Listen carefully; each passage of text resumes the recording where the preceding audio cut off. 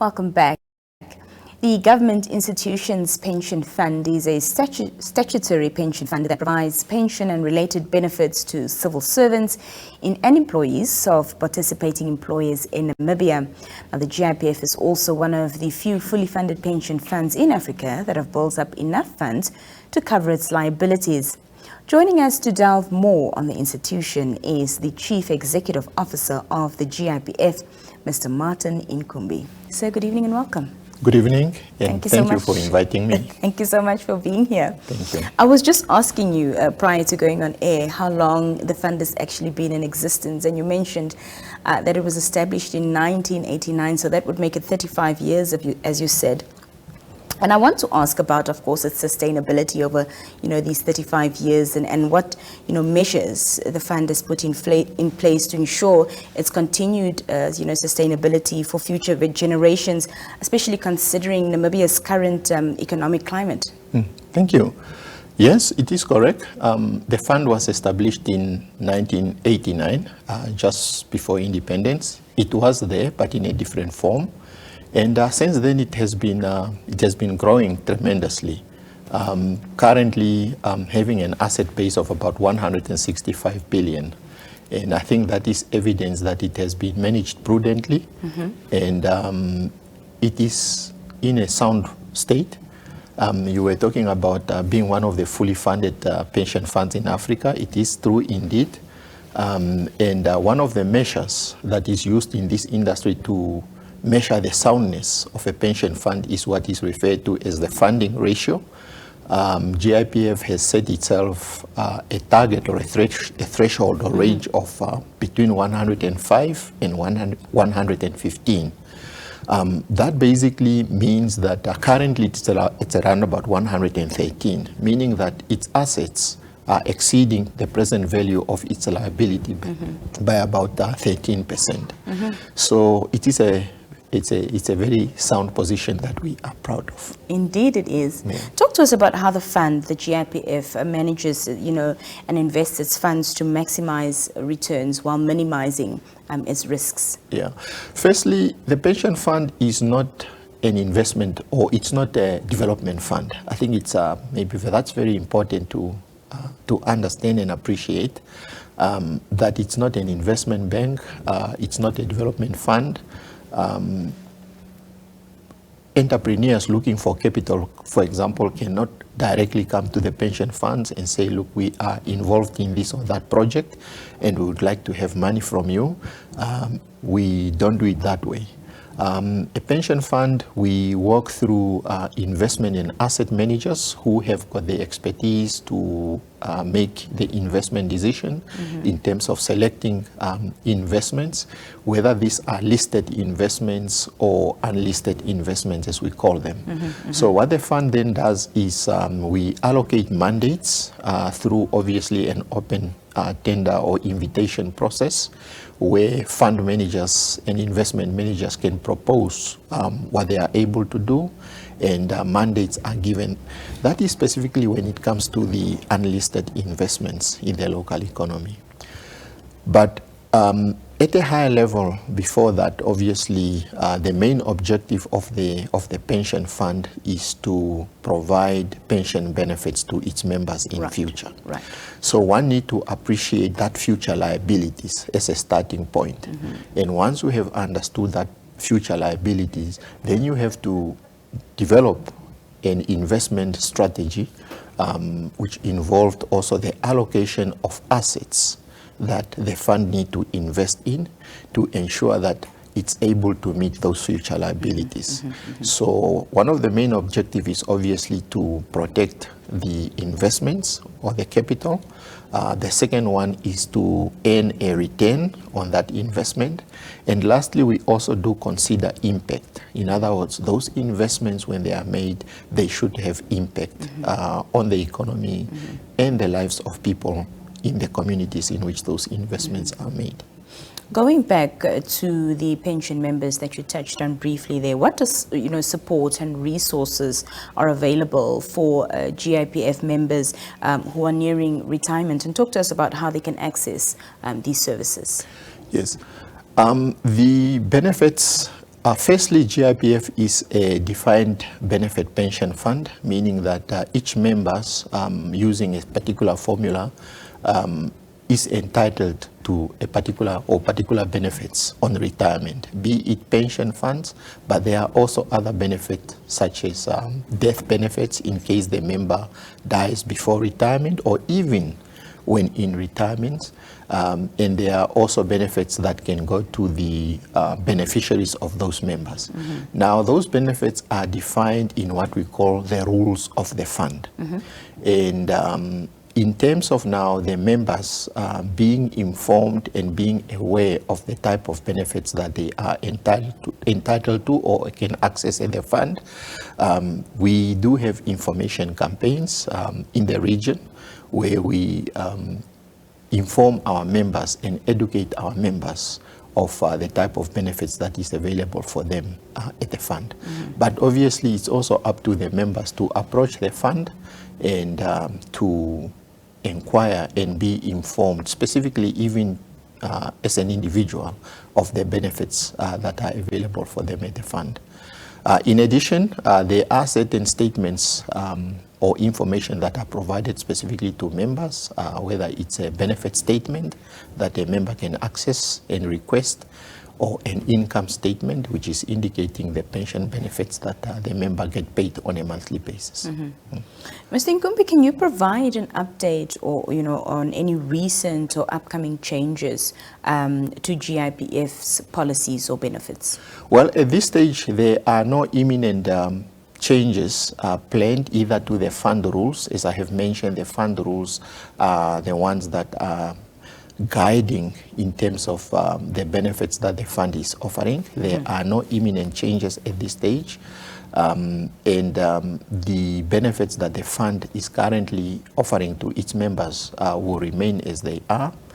Of course, yes, I can talk about the pension-backed home loan scheme that has been topical recently. Maybe it's one additional benefit that the fund is looking at introducing, hopefully in the near future. And that what that is basically enabling members of the fund to be able to access funding to either purchase homes or build new homes, both in the proclaimed and unproclaimed areas, backed up by a portion of their pension. So we are hoping that that will hopefully enable easy access to capital for members to be able to build homes for themselves and their families. So where we are, as a fund, we have prepared ourselves, but we have and are still in consultation with a number of stakeholders. One of the key stakeholders is obviously the key participating employer, which is the government, because most of our members are civil servants. Right. Obviously, there are also many other employers. Some state-owned enterprises, some local authorities are also members or participating employers of GIPF. And there are also trade unions that are representing some of our members or our members. This will be, for example, the Public Workers Union and the Teachers Workers Union. So we are consulting all those stakeholders to make sure that we are all aligned, that all the stakeholders have considered this program and that they are satisfied that it's going to be beneficial to our members. Hopefully, once there is a final agreement, which I hope will be in due course, we will then be launching the program. We will obviously have an information campaign where we are educating both our members and also the participating employers on how the program will be working. Fantastic. Exciting news indeed on that front. Yes. You did mention earlier, Mr. Inkumbi, that any investments that the fund, ventures to undertake needs to be valuable to the economy. So there needs to be economic impact and benefit as well. So talk to us about what motivated the fund to invest in the blueberry farm and what are the expected benefits that are to come from this and for the members as well of the GIPF. Yes, I did start by saying that GIPF is foremost a pension fund. The main objective is to safeguard the capital and obviously also when investing it to earn a return. And then I did mention, yes, that those investments should have impact. Now, The fund does invest both internationally and regionally, but also in the local economy. As we speak, just maybe below half of the fund's total capital is invested in the local economy in one form or another. Now, specifically, there is this program, if I can call it that way, or section of investment which is referred to as the unlisted investment. This is direct investment, not in the form of purchasing listed shares on stock exchanges, but providing capital directly to businesses and enterprises. It is under that program that the Blueberry project was financed. Again, it was not GIPF itself directly doing the assessment, the due diligence, and deciding to invest in the Blueberry project, but it's through one of our asset managers or fund managers that have been allocated money by the fund to look for viable investment projects and put capital into those and manage those projects to success. Obviously, they are doing so under the guidance of an agreement between the fund manager or the investment manager and GIPF, and it's under that agreement where GIPF can have some direction or influence or determination in terms of the use of these funds. Now, coming specifically to your question, why the Blueberry project? Yes, the GIPF is aligned to the decision to invest in such a project for the reason that it has got a significant developmental impact, both for the economy, but specifically for the Kavango East region where it is located and the people of that region. It's creating significant employment opportunities. When I visited it last week, most of the employees there are actually ladies. And you empower a woman, you empower a whole family and the whole nation. So I was really very happy to see a lot of women working there. Currently, it's a harvesting period. And that is one. Two, obviously, impact in the sense that these women and all other people that are working there are earning an income, and through that they are supporting their family. But it's also a product that Namibia is exporting, and it's earning the country foreign exchange. That is two. This project is injecting quite a significant capital in the local economy in Kavango East. Obviously, we have been informed when we were there that families and people making income from there, they go and do other things. They are also starting small business projects, and they are expanding, and they are growing their income base. So those are really the developmental impact that such projects can bring to the economy.